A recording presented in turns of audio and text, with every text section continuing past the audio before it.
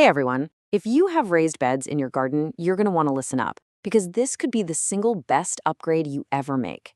Today we're going to talk about mastering drip irrigation and how you can finally ditch that daily watering chore for a system that's totally automated and gives you a way better harvest.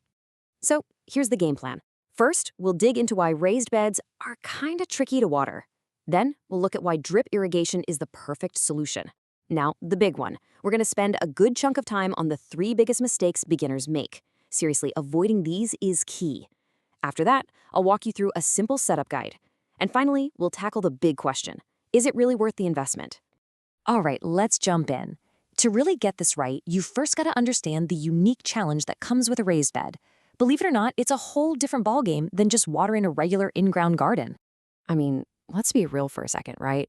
Especially when summer hits, does it feel like you're just chained to that watering can? Like you're constantly out there with the hose, just fighting to keep your plants from wilting in the heat? This really gets to a core truth about what plants need. They are creatures of habit. They absolutely crave consistency.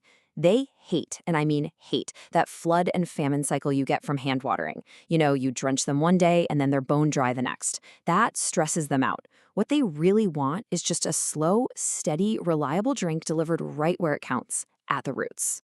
And here's the real heart of the issue. Your raised bed, it's basically a giant container. Think of it like a huge pot. It's designed with all that wonderful, loose, well-draining soil, which is awesome for preventing root rot. But there's a downside. It means it dries out super, super fast. It just doesn't have the ability to hang on to moisture like regular, dense garden soil does. Okay, enough about the problem. Let's talk about the solution. And this, my friends, is the secret weapon. This is what the pros and the expert gardeners use to get those massive, prize-winning harvests that, we all dream about. So why does it work so dang well? Well, it's pretty brilliant. First, you're putting water exactly where it needs to go, the root zone. That means way less evaporation. Second, you're keeping the leaves dry, which is a huge deal for preventing fungal diseases. Third, since you're only watering your plants, you're basically starving out the weeds in between. And the best part of all, the whole shebang can be put on a timer, fully automated. And get this, the efficiency is it's off the charts. We're talking about using up to 50% less water compared to just spraying everything with a hose or a sprinkler. That is a massive saving, not just for the planet, but for your wallet too.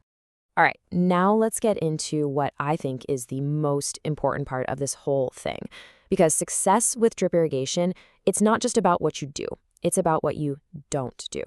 Seriously, avoiding these next 3 rookie mistakes is the absolute key to having a system that works perfectly right from the get-go. Because here's the thing. This is where so many people go wrong. The temptation is to just go to the big box store, grab one of those cheap all-in-one kits, and think it's going to be plug and play. But trust me, those kits often leave out a few absolutely critical parts, and that sets you up for failure. I'm talking clogs, blowouts, and a garden that's still thirsty. And that brings us to common mistake number 1, skipping the filter. I know. It seems like such a tiny, insignificant part. So easy to just skip it, but don't. This little piece is the silent killer of drip systems.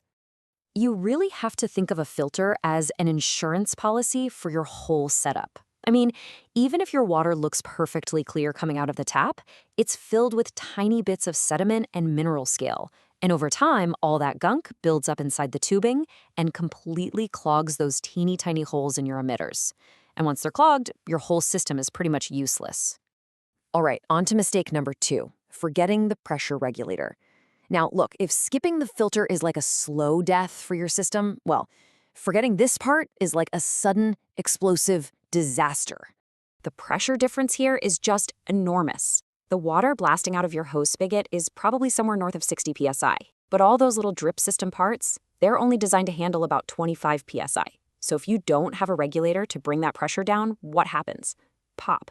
Your fittings will literally blow apart. It's a mess. And that brings us to the final common mistake, the one that quietly sabotages so many gardens. This one isn't about parts, it's all about the layout and just understanding how water moves through soil. The classic mistake here is spacing your drip lines way too far apart, maybe 18 inches or even 2 feet. When you do that, you create these dry death zones right down the middle of your bed. And the water just can't spread out far enough to reach the center, and any plants in that zone are going to struggle or even die, no matter how often you run the system. Okay, so we know what not to do. Now let's flip it around and talk about the pro method. I'm going to walk you through how to build a rock-solid system, step by step. And honestly, it's way more straightforward than you might think. It all starts right at the hose spigot. That's where you put together your head assembly. That's your timer, your all-important filter, and that pressure regulator. Easy. From there, you just run the main tubing over to your beds. You'll use these simple little T-connectors to branch off into each bed. Then you lay out your grid of drip lines, and here's a pro tip. Before you cap the ends, flush the whole system with water to get any dirt out. Then you just cap the ends and do a quick check for leaks. Done. So that brings up probably the number one question people ask when they're laying out that grid. For a standard 4 by 8 foot raised bed, how many drip lines do I actually need? And the answer couldn't be simpler. 3 to 4 lines. The key is to space them about 12 inches apart. That gives you the perfect overlap from each line, making sure every single square inch of that bed gets evenly hydrated. Okay, so you've got it all set up. How long do you run it for? A really great rule of thumb to start with is the 30-30 rule. It's simple. Run your system for 30 minutes. That's usually enough time to get the water about 30 centimeters deep. That's roughly 12 inches. And watering that deep is exactly what you want to encourage strong, healthy roots. All right, we're at the final question. We know this thing works, we know how to build it right, but is it actually worth the money? Let's break down the costs versus the long-term payoff. And honestly, when you look at the actual numbers, it's amazing how affordable this really is. For just 1 or 2 raised beds, you can build a really solid, reliable system with all the right parts for probably under $100. When you think about all the time you're getting back, all the water you're saving, and the healthier plants you're going to get year after year, that's a pretty small price to pay. So really, when you weigh that small upfront cost against the freedom of not having to water every single day and the promise of bigger, better harvests, the only real question left is, are you ready to make the switch? Are you ready to stop being a waterer and start being a harvester?